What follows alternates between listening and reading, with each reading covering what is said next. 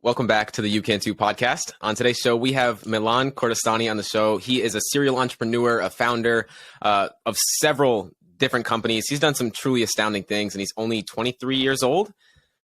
Started at 13 years old, and we're diving into civil discourse. We're diving into his new book, everything that he's really creating in today's world, and for an amazing reason. And Milan, for those who may not be aware of who you are, can you give us just a brief overview of who you are and what you're about? Sure. My name is Milan. I'm from the Bay Area. That's where I grew up. Currently living in LA. I really believe in entrepreneurship and entrepreneurship as a vehicle to create amazing impact in the world. And so that's what I usually spend my time focused on is impactful startups that I've co-founded. A year ago, I figured out that I love the role of founder and I want to focus on incubating startups. And so I've really found like freedom in finding amazing co-founders and empowering them to work on the projects that I work on, so that it's not just me carrying the whole load. And somewhere along that timeline, I found time to write a book about one of the startups that was focused on civil discourse and kind of diving into why I care so much about civil discourse, what impact I think focusing on civil discourse and working on those skills is going to have on the world, and excited to tell you more. Yeah, man. I'm curious for you, like, where did that, because I know at 13 years old, we can talk about the turtle story. I know you've told it a bunch of times, but like, what inspired you to even dive down this path to begin with, especially at a really young age? Yeah, good question. I mean, when I was 13, it really was just like a little boy loving turtles. Like I was on YouTube, and YouTube was like the newest, coolest thing at the time. Like just being able to learn tons of information online and it not feel like learning. And so the turtles, my mom is a big inspiration for like being a big animal lover in my life, but there was this idea of reptiles being able to be in like an ecosystem that you create that was super exciting to me. Like you can control all the factors, like the heat lamp to make sure that, they are able to go and have a place to bask. And then what do they spend their time doing during the day? And you get to customize the aquarium for them and so on. So, I basically got into this world of buying and selling turtles, and it was like incubating albino and leucistic albino and turtles that have like mohawk shells and so on. Just by changing like the temperature of the incubation and breeding them with, different species. And it was this wild world that existed in like, I don't know, 2011, 12, 13, where people were buying and selling turtles for like upwards of $2,000. It was crazy. It is so crazy. It's crazy to hear too, because like, I feel like for especially Gen Z is like, we go down the YouTube rabbit hole and we see so many things that are possible. I feel like I always say like I'm YouTube University over here because I didn't go to college, went to high school, but really didn't feel like I learned that much from it. It was a lot of, books and mentors and people in that regard. How did that shape your worldview in the way that you've been able to become a founder of multiple different companies and just create such an impact on what you're doing now? Yeah, the moment that you fall in love with like the idea of being a lifelong learner, or like what you were just talking about in high school, right? Like they kind of beat the love of learning out of people by forcing people to do certain things oftentimes before they're ready. And so I wasn't homeschooled, but I've actually learned through a lot of conversations with people who were homeschooled that parents of homeschoolers usually try to introduce subjects to kids once they're ready for it or they're interested in it, so that it actually is like this, oh, you love this topic, now let's dive into that. So I think that's exactly what the algorithms do, right? It's like you're on YouTube and these algorithms are like, all right, this is clearly what this person is trending towards. We've seen data before that an individual that loves this type of information is going to love this next video. And so it feeds into that. So yeah, I don't know. This love of learning, I guess, like it ended up manifesting in a company I started called Auto. And I can dive into that in a bit, but yeah. Well, because with all three, I mean, you're doing things in different areas, but all serviced around the same kind of overarching mission. When did civil discourse kind of come into your mind to say, this is going to be the thing that is going to be the mission kind of moving forward for you? I think it was in college, actually. It was my freshman year of college. And I was excited to go to college thinking that it was going to be, I don't know, I think I was like ignorant and I thought that it was going to just be a ton of entrepreneurs building cool startups, like trying to save the world. And what ended up happening was just not seeing that and just seeing a lot of people who are really unmotivated and depressed and sad by the way the world is, and feeling kind of helpless. And even it was the moment when I realized that we weren't having difficult conversations that would lead to solutions, which in my mind was building startups, like the private sector to solve problems government doesn't solve. When we weren't having those conversations, it was kind of the moment of, why are we not having these conversations? And that's how I fell in love with civil discourse, this idea that we can have completely, different viewpoints, different upbringings, and different perspectives on the world. But because we live in this collective society here, we agree that we want to make this culture better. We are all Americans, for example, in the US. And we have to find common ground in order to build a culture that we love and a country that we love and want to live in. So yeah, it gets like, it gets intense very quickly after that. Like all of a sudden it turns into discussions of politics. But at the early set of that, it's just, let's have conversations to make the world a better place. Yeah, at the core, again, like you're doing multiple different things, but at the core, it comes down to the thing that I think that's why I brought you on the show, because I'm really grateful that you bring this kind of perspective in, because I haven't seen it. I mean, we're in a world of social media where now it's more prominent than it's ever been. And I believe for most people, it's seen as like this toxic place where we do get to share our opinions, but it also, that's a good thing and it's a bad thing to some people. So I'm curious, what's the path forward to kind of find that common ground? Social media definitely makes it a little bit challenging sometimes. I mean, I try to share it whenever I see it. Like this morning, even on social media, I shared this guy talking about civil discourse and how he feels it's so broken. Just the way that people approach you to have conversations, and they just assume the worst in you. And that's like part of the big problem, is these assumptions about someone, even before you ever interact with them or meet them or your neighbor, or whoever it is. And so, I think, sorry, I totally lost the question. No, you're fine. The question was really like, how do we find that common ground, knowing that most people see that that's their worldview is, social media is a toxic place. Right. So I think it's leading by example. Like, you honestly have to show up to these conversations being the one willing to keep it civil, and to constantly, the reason I put out this book is because I wanted to put out guidelines and just general information that I've learned throughout my life, but also in studying civil discourse. Like, what are the tools that can help you make those conversations happen in your life? Because once you do that and you lead by example, other people are going to follow, and they're going to understand and see that, like, okay, this person is so much happier when they're able to not only have these difficult conversations in their life and move past them, but inspire others to do that, even when you're met with like what I call a bad faith actor, someone that's just not interested in keeping it civil, not interested in finding common ground. Yeah. Which you find a lot of trolls in the comment sections on social media. It's hard online. Yeah, and it's becoming the place where most people live almost. I think I've seen a statistic where it was like, I think people spend an average of 11 years on their phone throughout their lifetime, which truly blows me away. But I feel like empathy, compassion, and that kind of aspect has to be kind of taken into account. Where is that kind of played out for you in your journey to kind of making it more prominent, I believe? Yeah. So, I mean, one of the startups I founded is called The Dough. It was a publication, and what we've been doing is publishing perspectives anonymously. So I mentioned the turtles early on.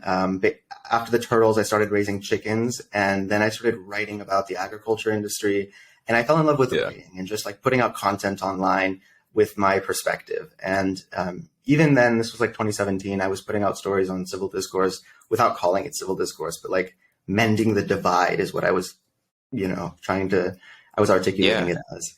And, that was like the early ideas that empathy and like the perspectives that we share are really an important part of civil discourse and having difficult conversations. And after doing that for a while, I realized that even myself and my peers that were writing content online, there's like a wall before you kind of realize, this is super uncomfortable. I don't want this to be on the internet forever with my name on it. And that was when the idea of like, okay, let's publish people anonymously so that we can get those really uncomfortable stories out into the world and start to talk about them. And so that's how The Dough was born, which eventually was, one of the products of that is now the book I've put out. I'm Just Saying. But yeah, I wanted to be a part of the solution in saying, let's put out really empathy provoking, thought provoking stories on the internet. And let's do that on social media and build a community around people that want to conduct civil discourse. And it starts there, right? Like building these amazing communities online where you can embody the values you care about. Yeah.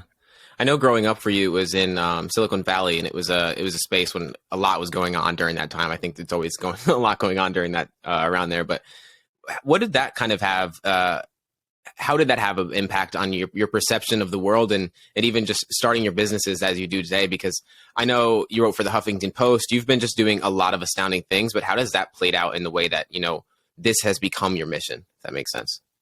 Yeah, good question. So I think growing up in the Silicon Valley, like there was this notion that you can do anything, especially with technology, like this idea that I can have an idea of how I want to change the world and I could probably get a few people together in a garage and bring it to life. So that's a really empowering feeling, I think, at a young age. And especially when you see that happening with college dropouts, which is kind of that stereotype of the Silicon Valley as well. So that is a really empowering part. And I guess for the civil discourse part, it's been an interesting area we've grown up in. Like the Silicon Valley is also this melting pot of a lot of different identities, races, cultures coming together. There's San Francisco, there's San Jose, there's Bay culture, and all of what is collectively known as Bay culture used to not love tech culture. And so, a lot of difficult conversations are had growing up in this area and, even in our education systems here. And I mean, it's across the country, but nonetheless, the civil discourse came about, and the passion for it through finding a lot of value in those conversations throughout my life here. So that's definitely one of the big impactors for me. It had like a really big impact on the way that, like you said, it seemed like almost anything was possible growing up because you've seen it happen so much. I definitely know for a lot of people, that's not what they don't see that. And so how can people, from knowing that it was more tangible to you because you've seen it, how can people that don't come from that kind of build more of that in their life? Training their algorithm to feed them that content. I get this one from Gary Vee because he talks about this a lot, this idea that if you are miserable or your feed is miserable, it just takes like 5 minutes of your time to go seek the type of content in the world that you want to be living in. And like you said, if you're spending, what did you say, 11 years on social media or on your phone, you want that place to be inspiring, to be the world that you want to live in. And so I think it starts there. And the other thing I would say is not being scared to make the first move, because that was how I made some of my first few entrepreneur friends, was just being miserable in college, not having those friends, and going on social media and DMing them and saying, hey, you do cool stuff. I don't even know if we would be good friends, but we should try to be friends because we both do cool things and see the world through this like similar lens. And then you grab a lunch and it goes from there, like that's 100%. I think a lot of people don't have I don't know if it's the confidence, if that's the word, but you got in contact with the Huffington Post through a cold email. Like you always found a way to kind of find, I think it's the third door, I think is the perspective, Alex, a book. And I think that perspective is really good. How have you been able to kind of figure out a path through at all times? It seems like as a founder and of multiple different companies and multiple different areas, how have you been always really able to kind of find that way through? Through feeling comfortable having difficult conversations. So I actually talk about this in the book. This idea of confidence is like a construct that you have to build up and work on every single day. Like you don't wake up one day just being this amazing, confident person and then it's consistent the day after day. And so, I talk about kind of moments that have been like moments that break me down and how you have to develop these mantras that get you through them and get you to eventually build up that confidence. One of my early friends, Michael, would tell me this phrase. He's like, you have to believe you're the protagonist in your world, like that anything can go wrong, but you're the hero of this story, and everyone else, like, there's going to be characters you fall in love with, there's going to be villains in the story and so on. But as long as you believe you're the the hero. You're going to make it out. There's going to be a happy ending at the end of the day. You manifest that. So I think it's like a artificial confidence, almost like telling myself, it'll be okay. Like it's going to get better. Or, whatever the situation is. Yeah, it's especially in entrepreneurship too, because it's like you're going to fail more than you succeed, but when you do succeed, it's a much bigger success and it's seen more. What has entrepreneurship taught you about yourself? Ooh, that's a good question. I think the first lesson I learned in entrepreneurship the hard way is that control, or the love of control, can actually hurt your success. And that a lot of entrepreneurs don't realize they love control. So what I mentioned, like the early me loving ecosystems, this idea that I was basically controlling the world around an entire reptile, like I was building a world. And something about that is really satisfying for an entrepreneur, I think, whether it's a startup where you're trying to create this ecosystem of clients come in, you generate revenue, they come out satisfied with something. At the end of the day, there's a little bit of a love of control there. So that's something I've learned, is to recognize when it's helping me, that I really want to get in the details and fine tune and be, really meticulous with what I'm building. And there's times where you have to relinquish control and trust people that you've put in place, and trust the process, and trust how long it's going to take, because, it takes a while. And that might be the second biggest lesson, is patience. Because when you start out in this, you think, oh man, I'm going to be this person tomorrow. And no, you go and whatever it is, like the content creators, and in myself being a new content creator, I've learned this, like I go and look at people who, have millions of followers, and then I look at how much content they've put in the world. And I'm like, okay, yeah, it takes putting out 20,000 videos consistently for years before, you reach that. So being patient, it's really important. It 1000% is. And on that note, it's like patience and that the confidence aspect of too were both really big, important aspects to being able to sustain being in entrepreneurship to begin with, not just starting in it or getting into it, but more so it's sustaining it. I'm curious, what skill do you wish you had developed earlier in your journey, knowing that you started so early? A skill I wish I developed earlier. Probably,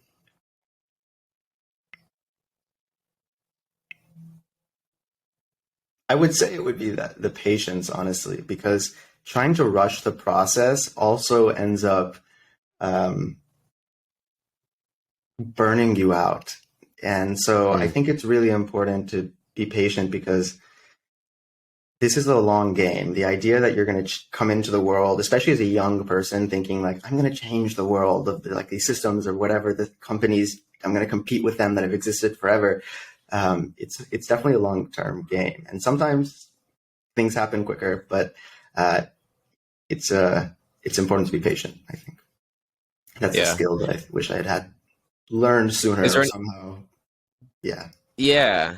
Is there any, like, because I know you said for the confidence aspect, it was like building mantras. For patience, was there anything that like this was a daily habit or this was a practice that continuously reminded me to let go of that control even more so?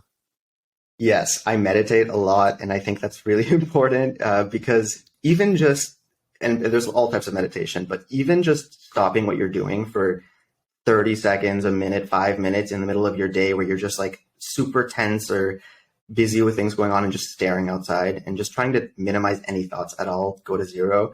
And it kind of resets you, and you come back usually more patient, or that's what I found for myself, at least, is you come back a little bit more refreshed. You see the long-term, game you're playing here, and can kind of approach it with more of that one day at a time mentality versus trying to carry the whole village every single day. Yeah, for sure. It's definitely helped me too. Just taking, I see it as like a concept, at least that I've been using, is like seeing life as almost every day is a life in itself. It's like 24 hours is a life in itself. You take that day, like you're not going to live tomorrow, and you take it a little bit more intentional throughout your day. Right. For you, throughout your journey, 3 different companies, multiple different areas and avenues that you've kind of gone down.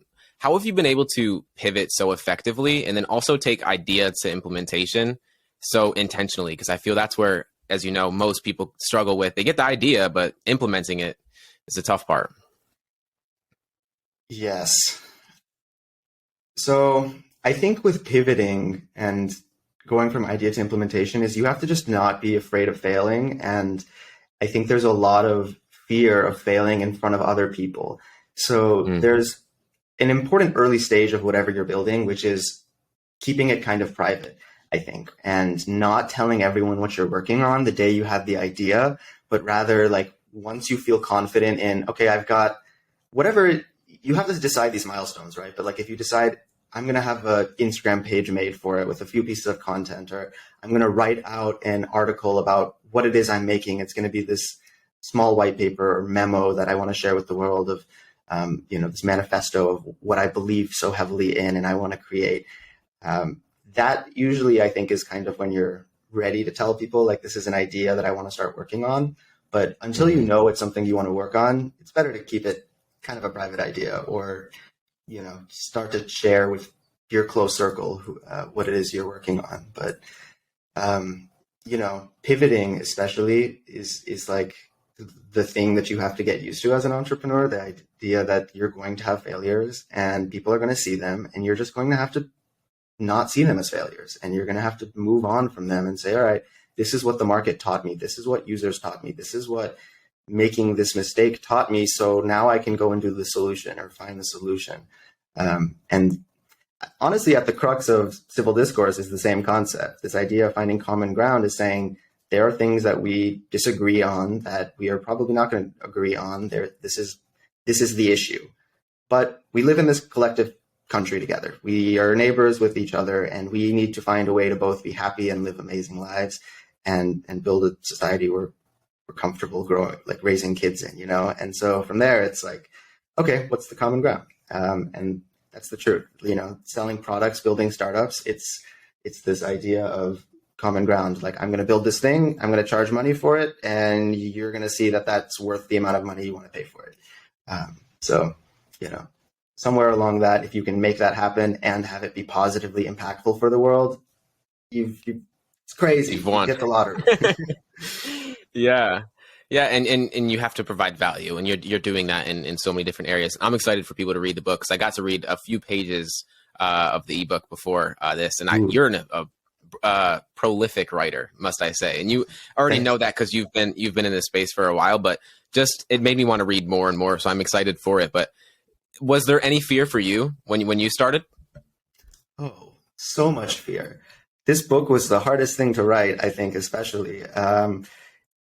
In the I think it's really important, actually. I'll go back to the animals example, because at an early age, raising animals, things will go wrong. You might have a pet that dies. I raised chickens. I had 20 chickens. In the first 1 month of raising chickens, they say like, one or two chicks are probably going to die from like all of the the hatchlings that you have or so on. And that is a byproduct of creating startups. Like, there are going to be issues. There's going to be products that fail, features that don't work, that people don't care about, that you thought were going to change the world. So yeah, I think there's been a ton of fear for me that I got over, perhaps because I haven't had this fear of failure, but there's a fear for me, at least, that exists of exposing myself. I grew up, I was raised in like this first gen Iranian American culture, and there's like this culture of wanting to be really protective over your family, of stories that go on in your life, and Yeah. not wanting to show that weakness. Like, there's this survival mentality that exists. And when you're in that survival mentality, you're not supposed to think about failures. You're not supposed to stop and, worry. It's this next play mentality. Like, I got to see this issue, move on to the next, which is good. Actually, I think it helps you build a lot and keeps you going when you otherwise can't. But a lot of times it's really important to be able to be vulnerable, to share stories from your life, to be able to create connection with people, and to create meaningful products. So this book is definitely one of those moments where I had to step out of that comfort zone and say, like, okay, I can write about civil discourse all day, but unless I get vulnerable with some of the stories of my life and some of the things that were impactful to me, whether they were positive or negative and hurtful, and I don't want to necessarily talk about them, I need to use that as a mechanism to be able to relate to people. So yes, there's definitely some fear in creating. Yeah, I give so much credit to anyone that is an author in any capacity, because no one understands even writing a page, let alone a whole entire book. It's insane to see how much intentional effort and focus that goes into something like that. Without giving too much away from the book, like, what do you feel, where do you feel it starts for the world, and then kind of moving forward into kind of the life that we all deserve to really live in, be a part of? Yes. So I believe that it starts one person at a time. Like I share this example, I share lots of examples of people that have inspired me. One of them is Fred Rogers, Mr. Rogers. And if people don't know Mr. Rogers, as like you can watch a movie that was made on him recently by Tom Hanks. But he was this example of an individual that would get on TV and just talk to kids and show parents how to have difficult conversations with kids and show kids how they can be vulnerable and ask questions and not feel like they're going to get shut down for asking weird or uncomfortable questions of their parents. And that's the intention, or like the hope for this book, is that whoever decides to read it comes out of it thinking and realizing that they are empowered and they know the skills and they have the ability to at least practice creating civil discourse in their life. Because I do believe it's really freeing when you can have these difficult conversations without getting scared or without, worrying that you're constantly going to be met with apprehension. Knowing how to navigate that, knowing when to walk away and when not to, is really freeing, I think.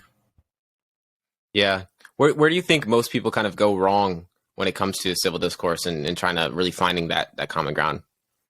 I think there's a lot of trying to prove a point when you don't actually care about the point you're trying to prove. A lot of times we'll be in a conversation with someone and we'll get hung up on like how my perspective is right. But if you actually like sit back and reflect on it, you're like, is this actually the point I'm trying to, like, is this me? Like, is this the perspective that not even the perspective, but like, why am I trying to be so right in this moment rather than trying to find common ground with this person? Because that's the reality. And so I talk about it in relationships, for example. Like when you look at being in a romantic relationship with someone, it's like if half of the time you have an argument, you're trying to walk away with a winner and a loser of someone that's right, this isn't going to work. You're going to be miserable. And so, that reciprocity is super important. Yeah, I think I seen a post a few days ago, and it was like you're either right or you're happy, and that's because that's the kind of way you have to go about it. There is no right, there is no wrong. It's just more so finding that balance between the two. Where do you feel like in that? Where do you feel the ego in people kind of plays out in that conversation? Yes, I love that you talk about that. I have a chapter on ego. It's a big part of it, right? Like people really want to be right, and people really build up these egos of like, I'm that person. Yeah. I mean, I think at the end of the day, it makes you miserable, and it's kind of a moment of realizing, like, there's moments when your ego drives you actually, and I think it's good. And there's this ego that is like, okay, I want to change the world. I want to be that person in my community that is known for always remembering people's names or whatever it is. Like that's even the positive sides of ego, but the bad sides are the ones that are, constantly trying to be better than other people for some reason, or judging yourself, and which, turns into judging other people. And it's this like perpetuating cycle. So I think the ego is a big, big challenge in civil discourse. Yeah. It's like you're almost inadvertently just trying to bring more consciousness into the world when it comes to bringing that into perspective. Because I think a lot of people aren't conscious of how the ego plays out in their life. I mean, it's a separate being from ourselves, but we see it as though, no, I need to be right. I need to be this way. How have you been able to kind of build that self-awareness within yourself to have the capability and the authority to talk about civil discourse so much?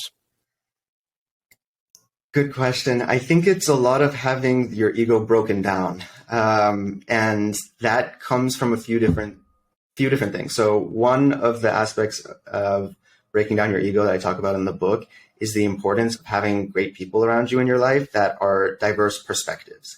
And what that means is people that are going to not be your yes man and that are going to constantly challenge you and push your boundaries and question your ego. Those same people usually are going to build you up when you need it as well and be there for you and clap when you win. But it's super important to have people that are going to kind of check your ego in your life, because you can't, as much as I believe in meditation and being able to recognize it in yourself and being able to see when there are traits in yourself that are not serving you, and being able to let those go, especially your biases, your friends and the people in your life that you surround yourself with, having discourse with people that you are not just friends with, but encounter throughout life, are going to help kind of break down that ego and check you and help you see different perspectives. And yeah. Yeah, it's so true. It's so true. And diving into how ego plays out in our life, I'm so excited for this book because it's going to dive so deep into how that does. Because I don't think nearly enough do we have the consciousness to understand how it's playing out in our life, and it's creating a lot of suffering, I think, in a lot of people's lives, unconsciously in a lot of ways. When did that kind of come into your thought process? Was there mentors, or is there anyone like that was around you that kind of brought this kind of even perspective of civil discourse and now it being your mission?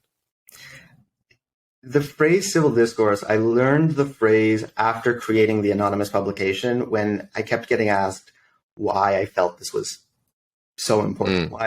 Because there was this constant challenge that I was met with, which was, when done wrong, anonymous, like anonymity online, is dangerous. And we talk about it from like a perspective of bots a lot on social media, and just like these anonymous bots no one knows that are like causing people to get riled up and become really divisive in comment sections. So when I was questioned on like why I felt anonymity mattered a lot in publishing online, it eventually became manifested in this idea of civil discourse. That was the term I found solace in, because I was like, yeah, it's this idea that we need to hear these perspectives that we normally don't hear from enough, so that we can have these difficult conversations. And that's how I fell in love with the term, I guess, civil discourse. I got you. Life presents you with like solutions, and you took in this and you kind of brought it into your own life, making it your mission. Being in this space for a long time, and just, I think entrepreneurship, I have heard from a friend that entrepreneurship is like the fastest way to your personal growth, because it forces you to see tangibly what's going wrong, what's going right, and you kind of have to kind of get through it in some capacity.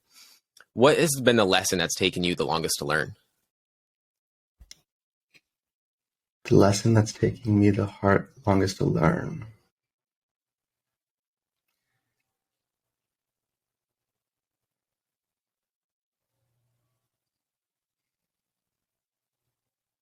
I think it's that I'm not perfect. Like, I can write a book on civil discourse, and I can still have moments where I will not embody great civility in discourse. So learning that that's a part of it, and I talk about this in the book as well, right? Like, we're not perfect, we're human. So I think the lesson I'm still learning is how to be okay not being this like perfected robot that wakes up every morning at 5:30 a.m., has the same routine, goes to the gym, makes the perfect smoothie, sits down at my desk, has like a perfectly productive like 9 hours or whatever it is, and recognizing that sometimes I want to see my friends in the middle of the week and go out and just like relax and not, be that person that like worked all hours, or because it's so easy to get into that. It's so easy as an entrepreneur to get into this like, hustle culture of like perfection. And the idea that I can be a robot and everything that I put out in the world can be perfect. And, every habit that I can build can amplify me further. All of that's great. All of these things are great things to, work on, but being human, being okay, being human, making mistakes, stumbling when it happens, taking a sick day, I don't know, all of those moments of being human, I think, are really important. So, and they make me a better entrepreneur, is the truth. So I think that's how I don't know, articulate it. Yeah. The way that I've been articulating it recently is seeing it as, especially as entrepreneurs, we have to find this, I don't like to use the word balance, because it's hard to do that when you're an entrepreneur, but finding this middle ground, I guess we'll say, from striving and surrendering, like starting at 13 years old, getting into it, and then building multiple different things and just still growing and going.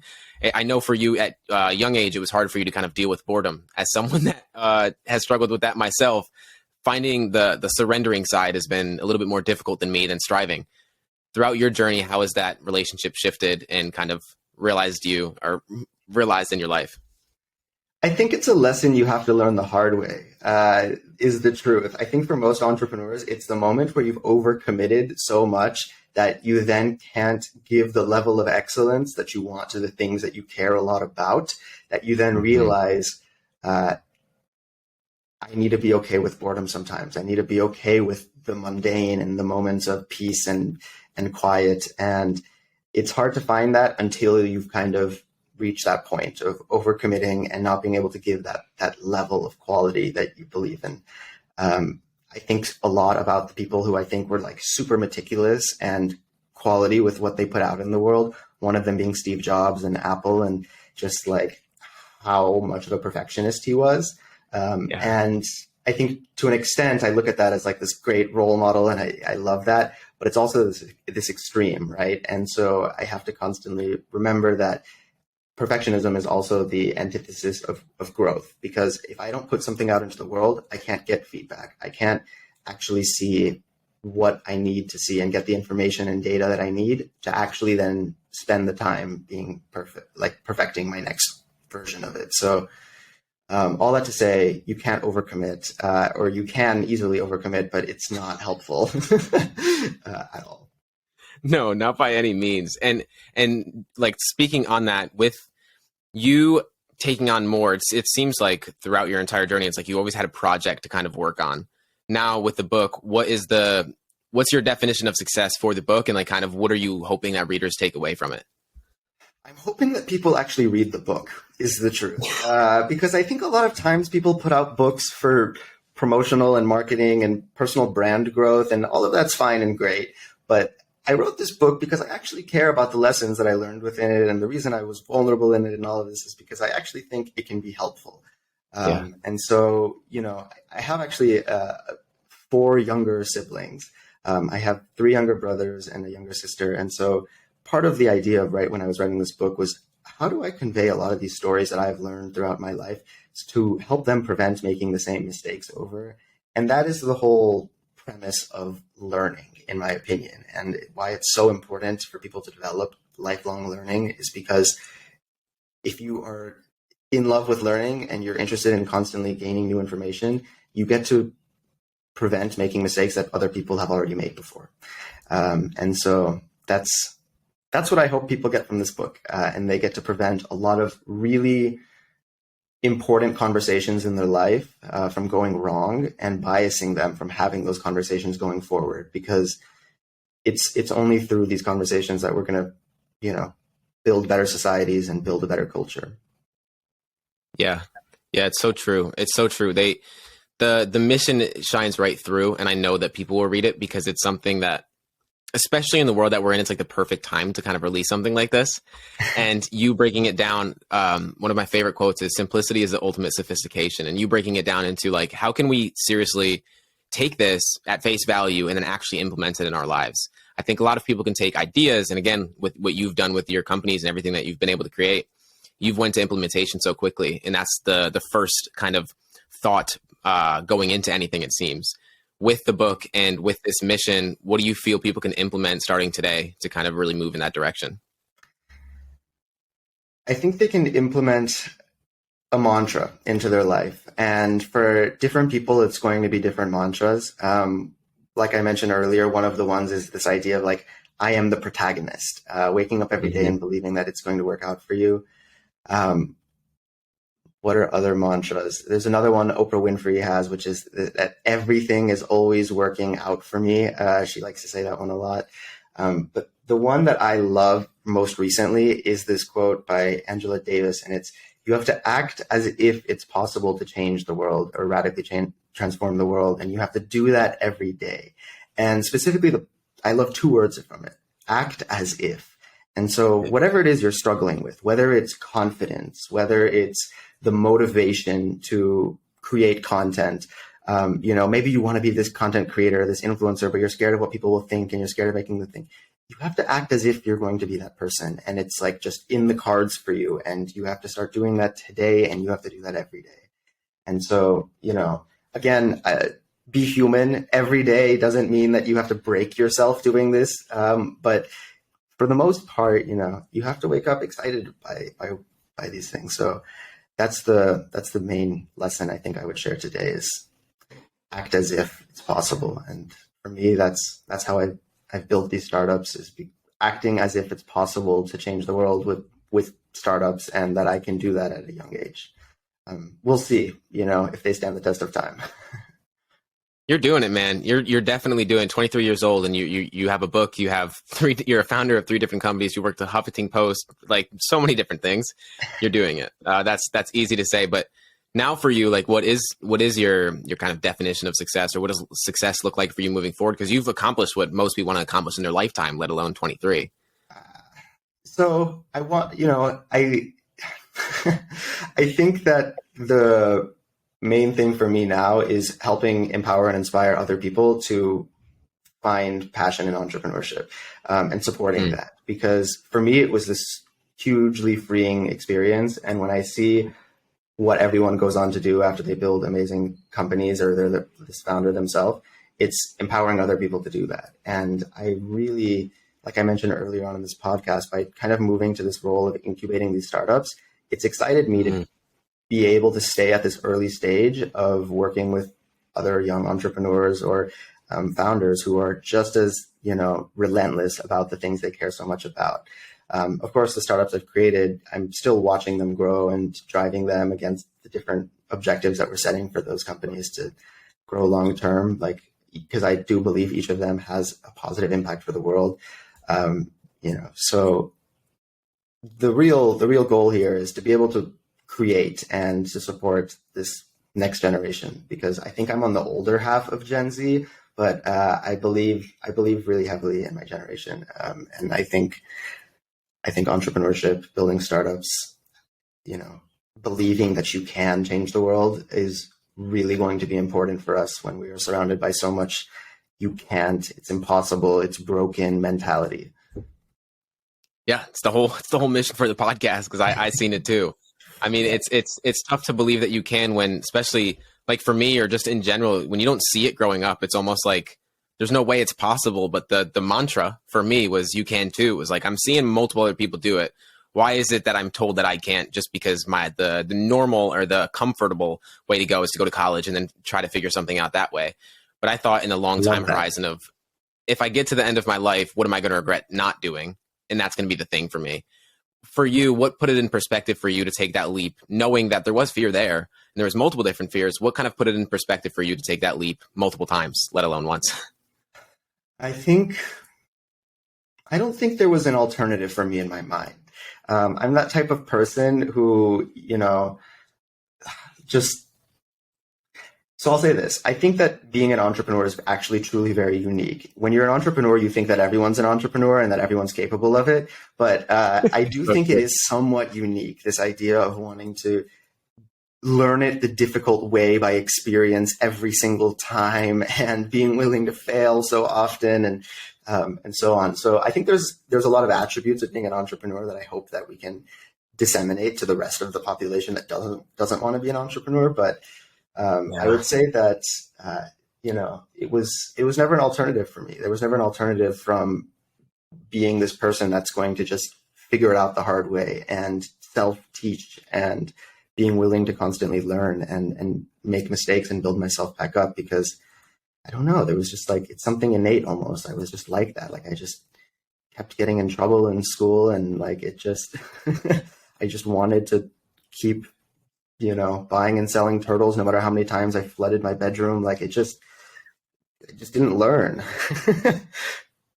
It's so true, man. Something that I found from this podcast, and just diving into books and learning from people, something that I find comes up continuously is this idea of delusional optimism. You've probably heard of it in some capacity. It's most entrepreneurs that I know, and I felt this way too for the podcast, I feel for a lot of people, they're getting pushed towards this path, especially with college and the way that the world is, we're getting pushed towards, this is the way I should go.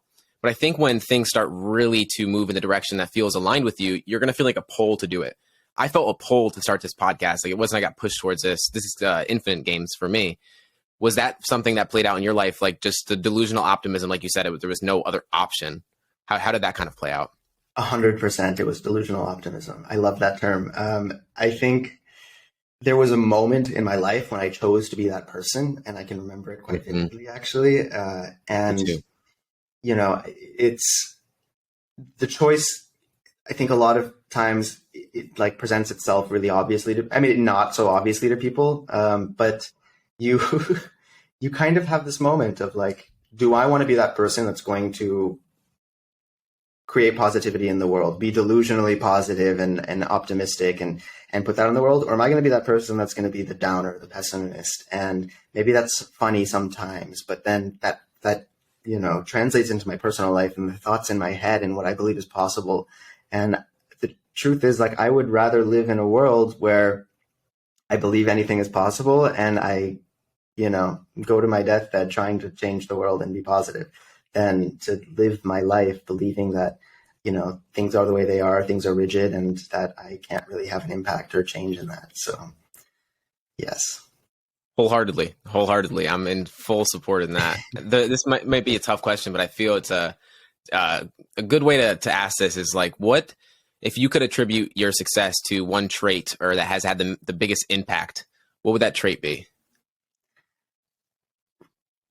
Being willing to be awkward and cringy is the truth. I think like sending an email to Ariana Huffington at 16 years old because I found her email and saying like, hey, I'm 16 years old. I don't think you have enough youth perspectives on your publication. And I'm writing about chickens in the agriculture industry. And I think that's important.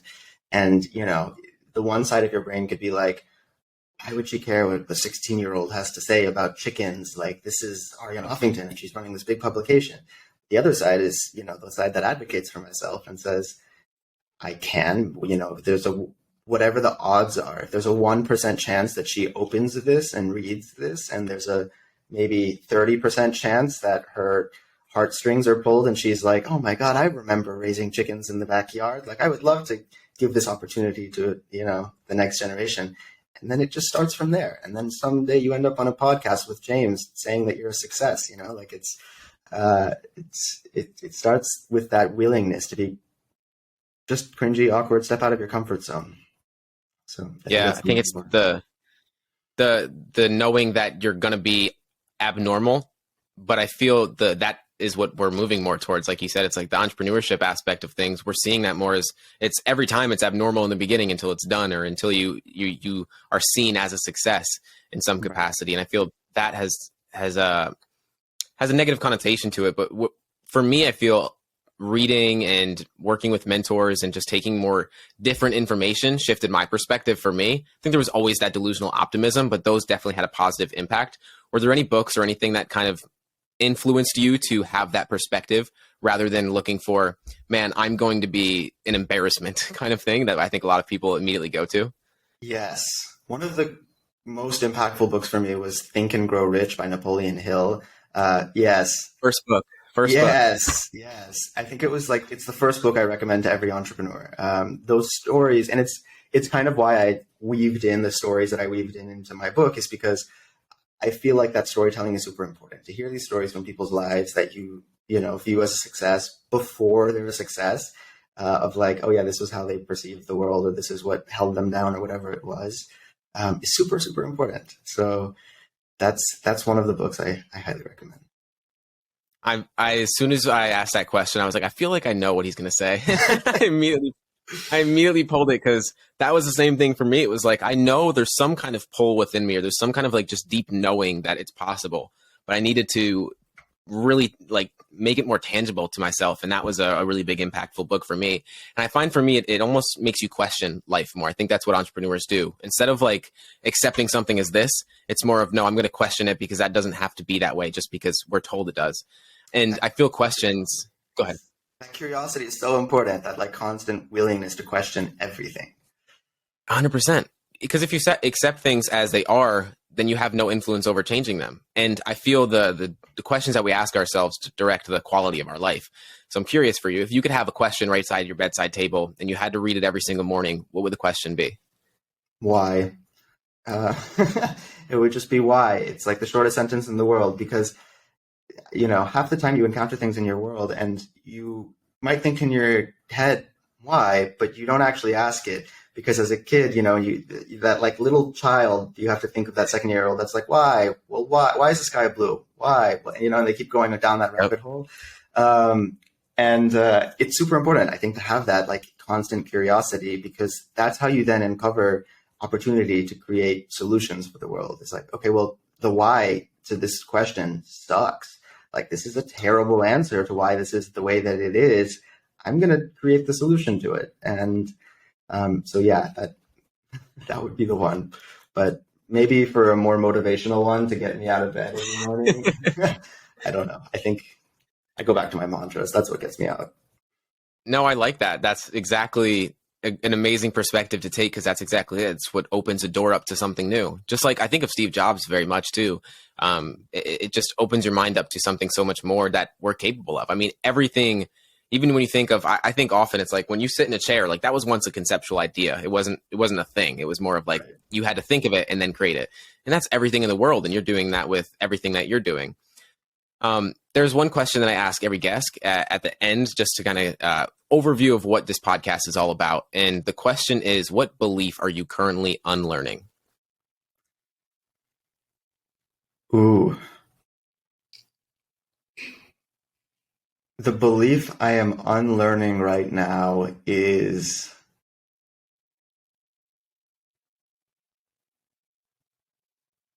the belief that I'm unlearning right now is that I have to do everything before I'm like 30 years old. I don't know why I have this notion in my head that when I turn 30, I'm old. And like all of these entrepreneurs like Gary Vee, they constantly say that you're young, you have your whole life ahead of you. But I don't think any of us believe it when he says that. There's like this insatiable need to do everything all at once right now. And I'm still unlearning that because for some reason I've got it in my head that I've got to change the world before I'm 30. And, it takes a village, it takes time, great things, Rome was not built in a day. So that's kind of what I am still unlearning.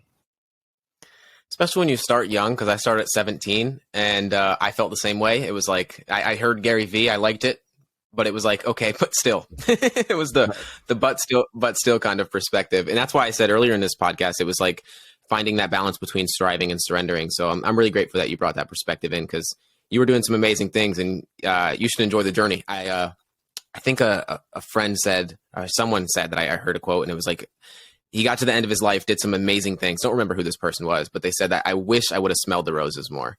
Yeah. And in the process of doing so much, it's really hard to do, because you're always thinking about that next thing, that next level of why not. But we never really take the time. So more than grateful for you. Milan, where can they find you? I am at Milan Kordestani on all platforms. My book, you can go to civildiscoursebook.com. And that's where you'll find it, or it's also the link in my bio everywhere. It'll be in the show notes as well. And the show notes. Thank you for having me. Thanks for the great conversation. Absolutely. This inspires me to keep doing what I do. So it's great to learn what drives other people as well.